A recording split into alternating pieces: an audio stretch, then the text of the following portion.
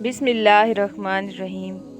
میرے وہم سے میرے گمان تک یہ مرحلہ وفا کا تھا، میری طلب سے میرے نصیب تک یہ معاملہ خدا کا تھا۔ پریشانی کبھی بھی اتنی بڑی نہیں ہوتی جتنا ہم اسے بنا لیتے ہیں۔ کیا کبھی سنا ہے کہ اندھیرے نے سویرا نہیں ہونے دیا؟ منافقت بھی منہ کی بدبو کی طرح ہوتی ہے، اپنی کا پتہ نہیں چلتا، صرف دوسروں کی بری لگتی ہے۔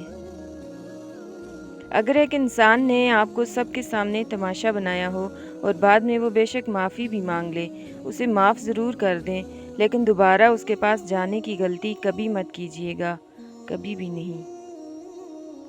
خاموشی ایک ایسی عبادت ہے، فرشتہ اسے لکھ نہیں سکتا، شیطان اسے بگاڑ نہیں سکتا اور کوئی اسے جان نہیں سکتا۔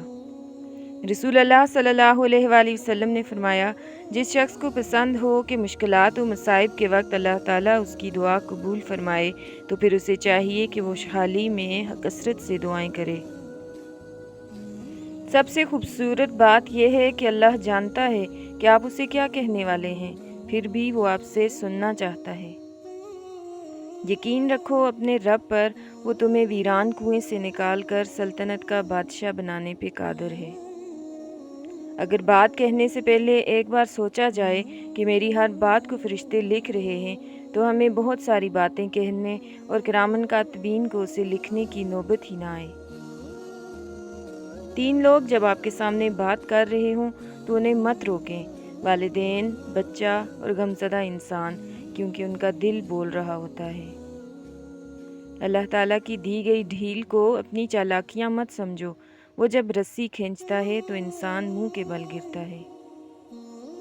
ہر کامیاب شخص کے پاس ایک تکلیف دہ کہانی ہوتی ہے اور ہر تکلیف دہ کہانی کا انجام کامیابی ہوتی ہے، اس لیے تکلیف کو برداشت کرنے کی عادت ڈالو اور کامیابی کے لیے تیار ہو جاؤ۔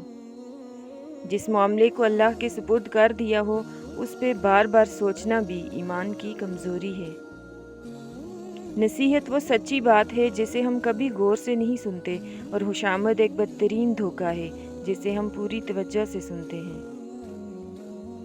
امام شافعی رحمۃ اللہ علیہ فرماتے ہیں، لوگوں کی باتیں پتھروں کی طرح ہیں، ان کو پیٹھ پہ لادو گے تو یہ پیٹھ ٹوٹ جائے گی، ان کو اپنے قدموں تلے ایک برج بنا لو تو ان پر چڑھ کر بلند ہوتے جاؤ گے۔ بندہ ڈھیٹ نہ ہو تو سب سے زیادہ خوف اسے اپنی بے عزتی کا ہوتا ہے۔ آپ کے اخلاق کی قدر بھی لوگ اس وقت کریں گے جب آپ کے پاس دولت اور طاقت ہو۔ غریب کتنا ہی خوش اخلاق ہو، لوگ اس کے اخلاق کو اس کی مجبوری سمجھتے ہیں۔ جب اللہ نے کچھ تمہارے دل میں ڈالا ہے تو یقین رکھو نصیب میں بھی وہی ڈالے گا۔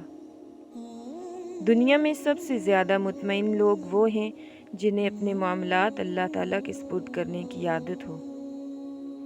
میں تو خاک تھا، میں دھول تھا، مجھے کچھ نہ اپنا شعور تھا، میرے رب نے کتنا کرم کیا کہ درود پڑھنا سکھا دیا۔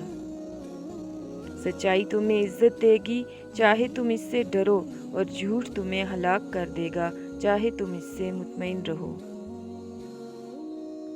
گناہ پر ندامت گناہ کو مٹا دیتی ہے، اور نیکی پر غرور نیکی کو تباہ کر دیتا ہے۔ یقین اور تڑپ ہو تو اللہ جل جلالہ کو 7 آسمانوں پہ ڈھونڈنے کی ضرورت نہیں پڑتی، وہ تو شہرگ سے بھی زیادہ قریب ہے۔ آج کا انسان دولت کو خوش نصیبی سمجھتا ہے اور یہی اس کی بد نصیبی کا ثبوت ہے۔ نیک کوئی بھی نہیں، بس خدا کی ذات ہے، عیب چھپانے والی ہے۔